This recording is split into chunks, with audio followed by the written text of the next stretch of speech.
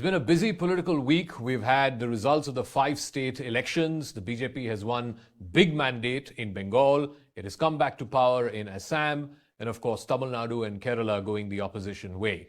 We also have had a clarion call by the Prime Minister earlier this week to conserve fuel, to think about work from home, to not buy gold ornaments. Let's try and make sense of what a busy political week this has been. I'm joined by a very special guest, the Union Parliamentary Affairs Minister, Mr. Kiren Rijiju. Thank you very much for speaking with us here on Frankly Speaking. My pleasure. First of all, many congratulations on the election results. I want to talk about Bengal to start with. First time the BJP is coming to power in that state. It had been like this unfinished agenda for your party and for your party leadership. What do you attribute the Bengal success for the BJP to? The mandate which we got in West Bengal is not only historic, but it's a cultural victory for the nation. Because over the years we have seen West Bengal was slipping out of the ethos and ideas of India. The people who ruled West Bengal were treating West Bengal as if it is a separate unit, different from India.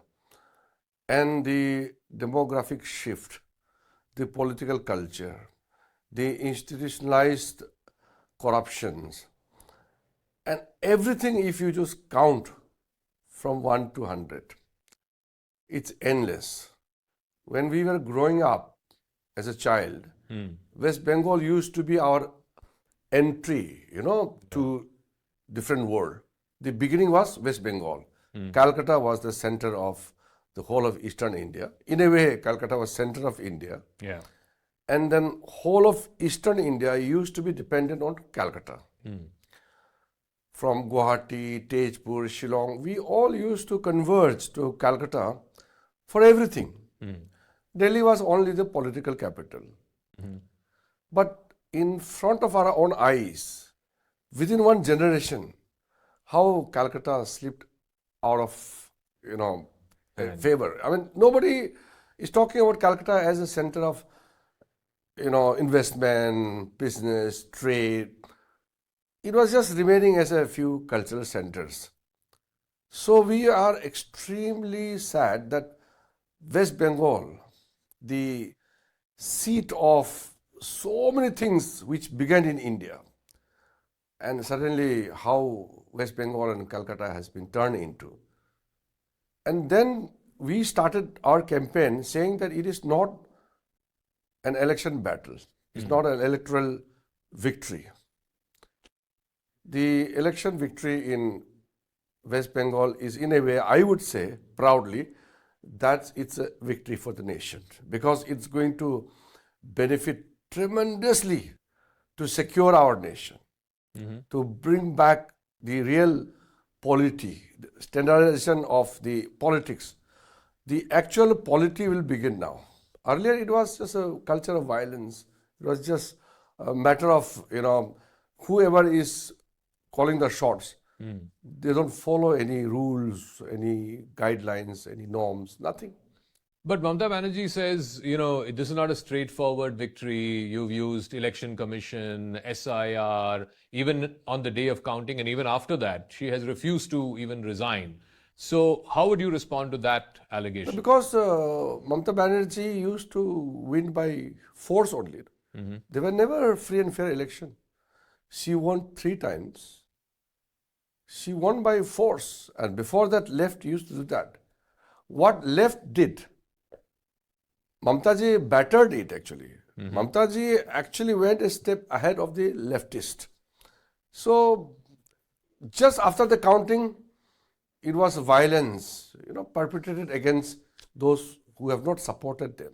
So the fear was so much that nobody was even ready to speak out on the street about their political affiliations. That was the kind of a rule of terror in West Bengal. So what happened in Bihar when K.J. Rao was specially appointed by the then Chief Election Commissioner? Correct. So before that, Bihar was also known as Jungle Raj. Jungle Raj, yeah. So when the Election Commission enforce it that everybody must be allowed to vote freely, because voting without fear is a fundamental requirement of free and fair election. Yeah. So when the free and fair voting took place in Bihar, the Jungle Raj was swept away. In a similar way, when the Election Commission really cracked down on the institutionalized those mechanisms which the TMC developed, Yeah. they simply got demolished. And SIR is a normal process. People made it too big. SIR means, to be very precise, I should say that anybody who is Indian, genuine Indian, should be voter. Who is not genuine should not be voter. The one who is dead cannot be in the voter list. The one who is eligible should be in the voter list.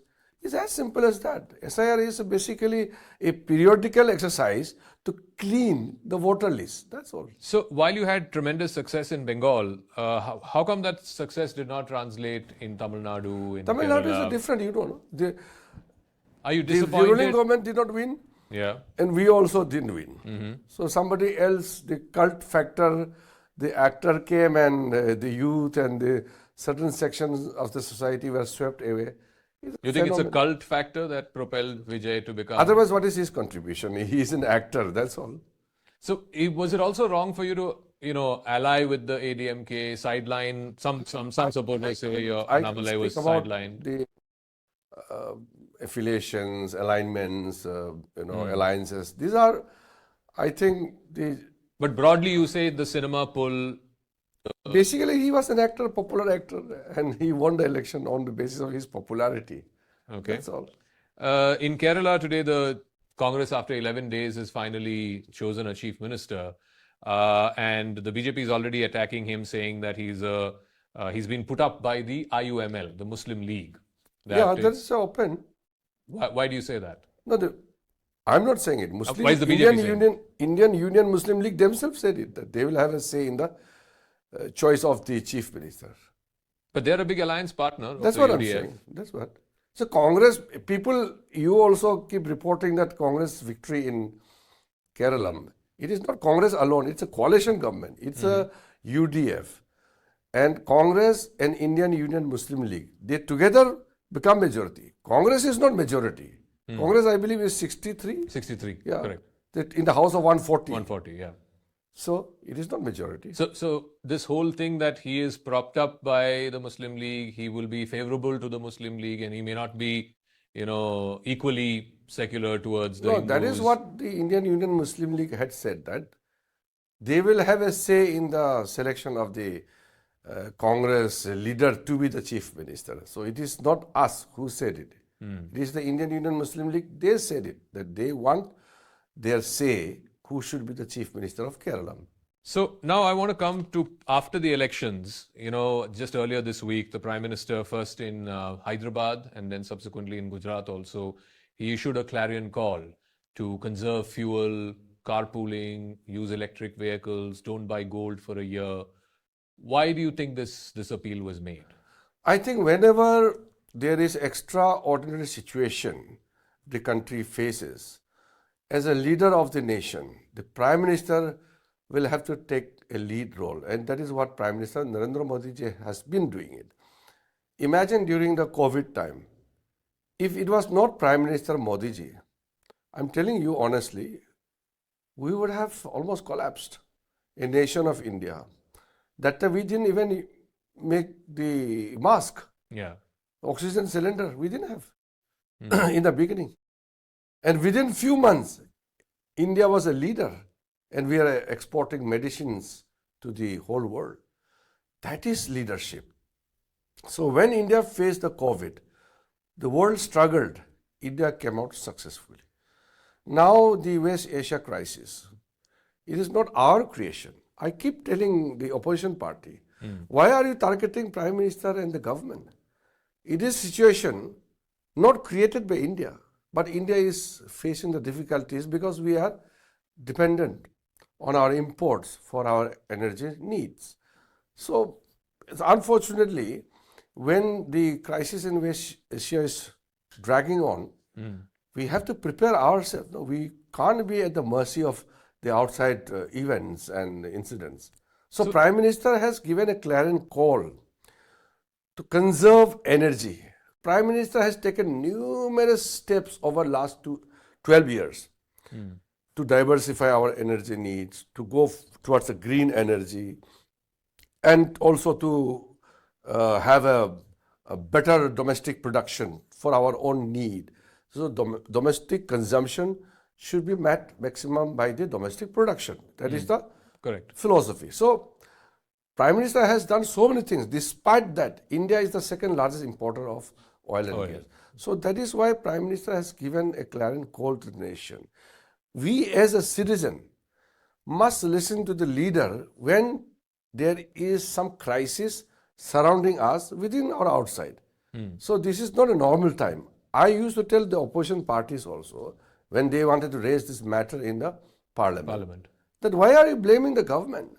In the time of crisis, all parties should be supporting the government.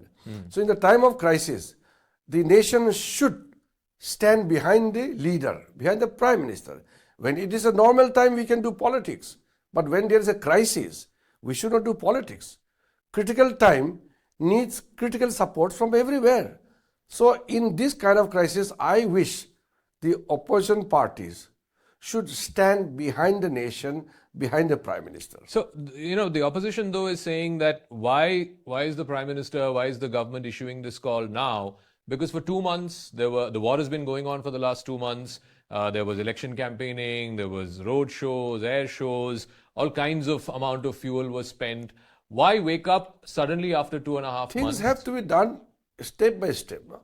They're alleging... if the war had stopped in 1 week time or 10 days, things would have been normal by now. But it is going on. The blockade is there in the Strait of Hormuz. The things are dragging on. One need not be too, naive to behave like something is oblivion about the situation. Everybody knows what is going on in the West Asia. So when it is dragging on, it will take a toll on the economy. So if we are dependent on the imports for our energy need, is it not a rational decision to consume less? No, but their argument, the opposition's argument is you should have done this when the war began. That's what I'm saying. No? Who would know that how long the war will go on? There are certain things which everybody should have a common sense to understand.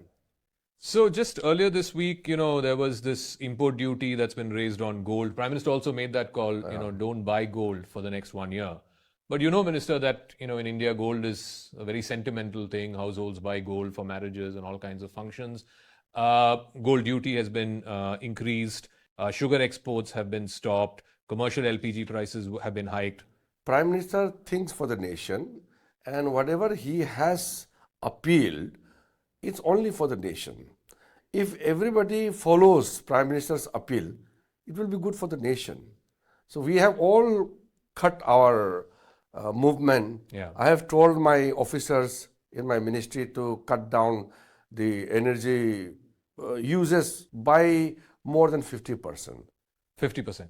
I have given a target to my office that next month the total use of fuel should be cut by more than 50%. So how to do it, we'll see it. But our movement, my own security movement, all cut into sizes now. And nobody is traveling to foreign countries unless it is absolute essential to attend. And basically, when a nation of 1.4 billion listens to Prime Minister, it will have a huge impact. Like 140 crore people saving 1 liter each. That means 140 crore liters. So you can imagine the scale of how much impact it would bring if we listen to Prime Minister genuinely, not politically. This appeal is not political. But are we looking at a lockdown or something of that sort? Because that's the big fear from 2021. See, one should not just make any kind of claims to, create some kind of urgency or kind of a crisis. India is not facing crisis, but it is good to be prepared Okay. Just on this topic itself, the rupee has been facing a lot of flack. It's now at 95. It's the lowest. Again, the opposition is saying when UPA was in power, BJP took out protests talking about how the rupee is falling. BJP took out protests about LPG prices. So now they are saying that we are No, I will returning in the not same. compare between two regimes. The UPA 10 years rule, we have seen how country faced difficulties. There were no crisis outside. Remember, there were no COVID, no war, nothing. Correct.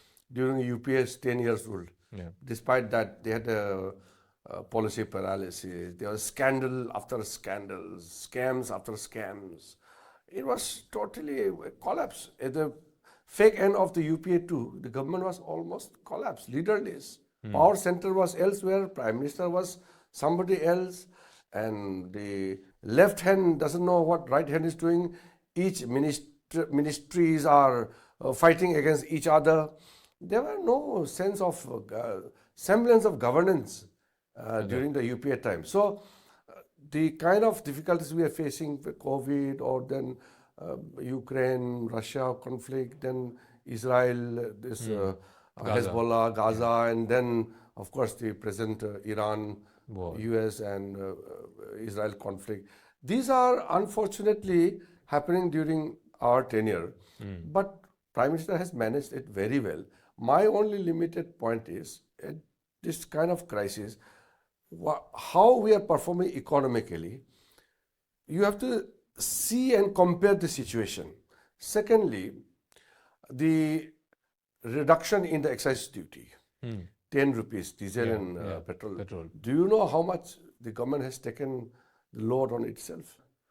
If you calculate, it will be unimaginable few years back to think that this kind of the burden has been absorbed by the government without passing on to the consumers. Okay. So these are a huge sacrifice we have to make. I want to come to affairs in your ministry and the days before the elections happened in the special session of Parliament, the Women's Bill.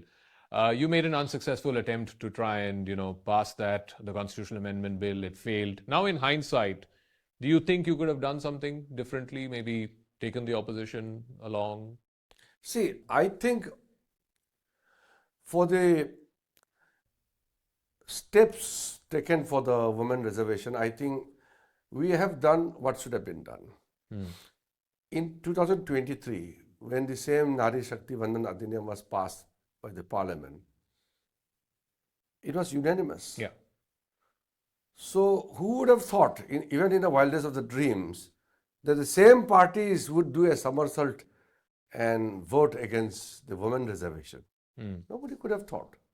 How can we even have the idea that the same parties would change the stand within 2 years' time? No, but they are saying that 2023 bill, which was passed unanimously, you implement it now in the current Lok Sabha with 543 members. No, Why are you waiting for 850? That is just a political argument. Why do you say that? Because in that bill itself, when we all voted in 2023, in that bill itself, it is said that it will be implemented on the basis of population census done after 26. And then delimitation. So it is already there. What is new? I actually fail to understand. Even if opposition parties desire to oppose the women reservation, they should have boldly said that they have changed their stand or they don't want to support. They shouldn't have taken this alibi of inserting delimitation and population census, because these were part of the provisions in the bill which we had passed. But they are saying that it is the government that linked women's reservation to delimitation. There was no need to bring both See, together. you have to understand one thing. When government takes a decision, you have to take it rationally. Sure. The 1971 census, we all know what was India's population then. Correct.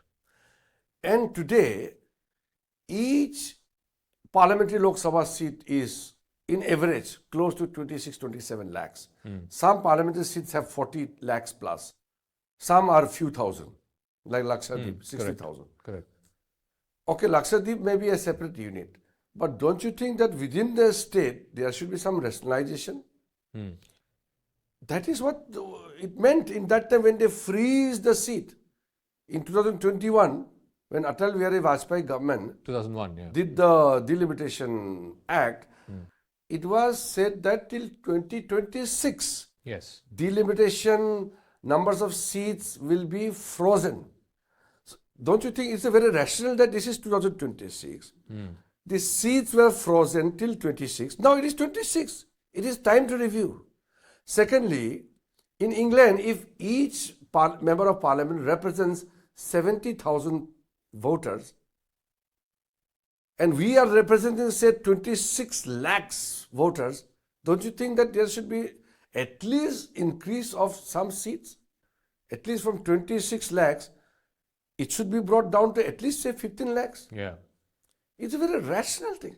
Which nation, tell me, has the ratio of 26 lakhs is represented by one MP? Tell me. These are very common thing for anybody to go beyond politics and come to the table. So the increase of 50% of the seats is a very, very normal kind of a proposition which nobody should have even have objected to it. No, so they are saying we are on board increasing the 50%, but why didn't the government put it in the text of the bill? Why didn't you put it in the draft of the bill that was That circulated? is just a argument sake. They are saying it.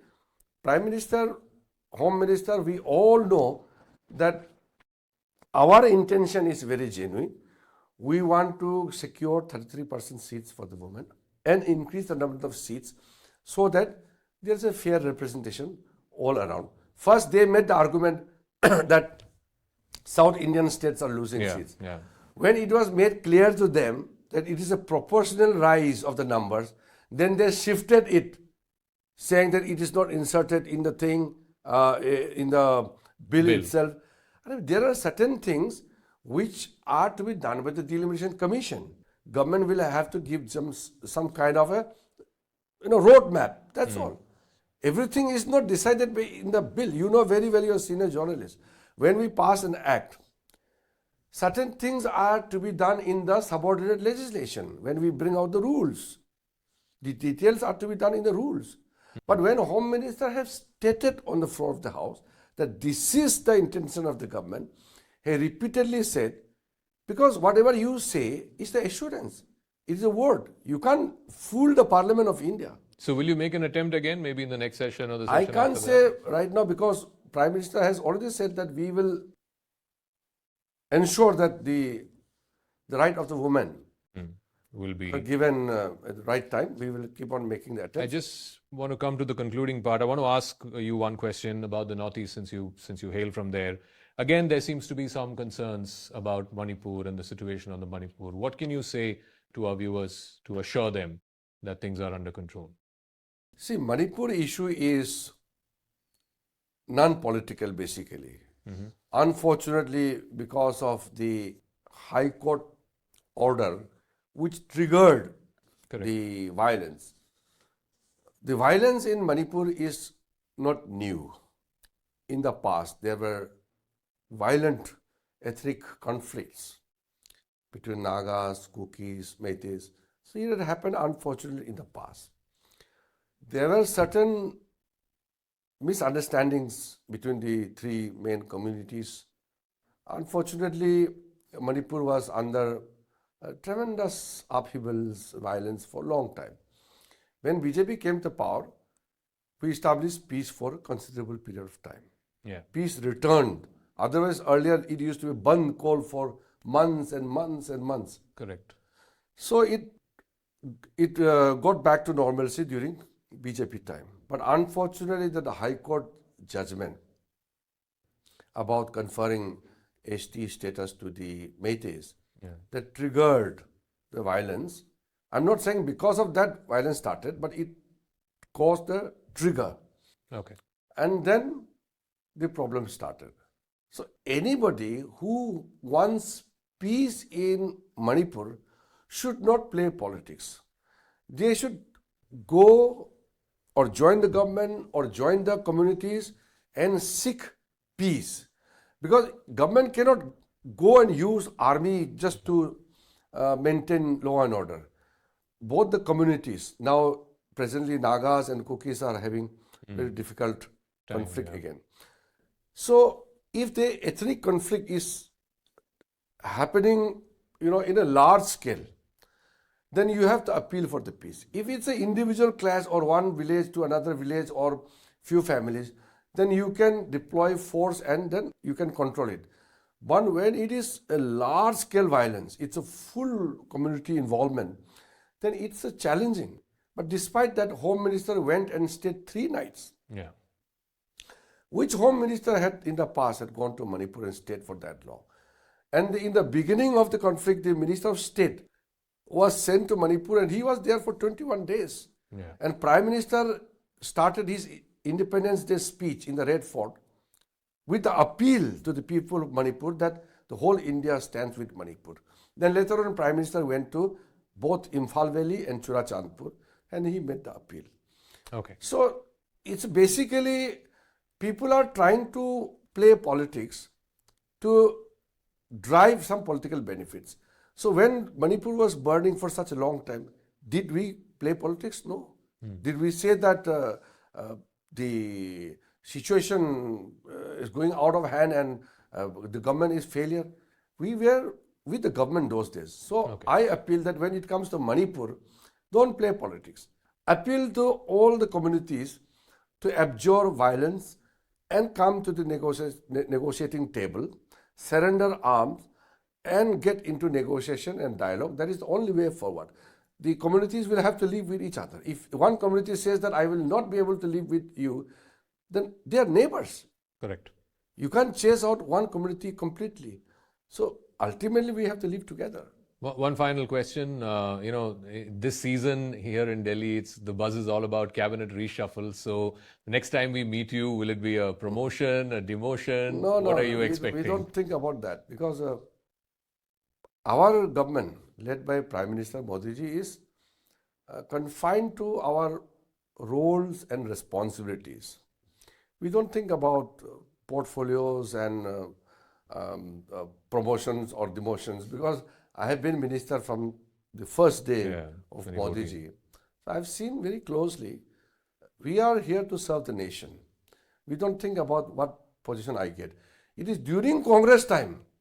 Everybody will play politics to get what portfolio they want because their interest is, along with portfolio, they will drive huge benefits.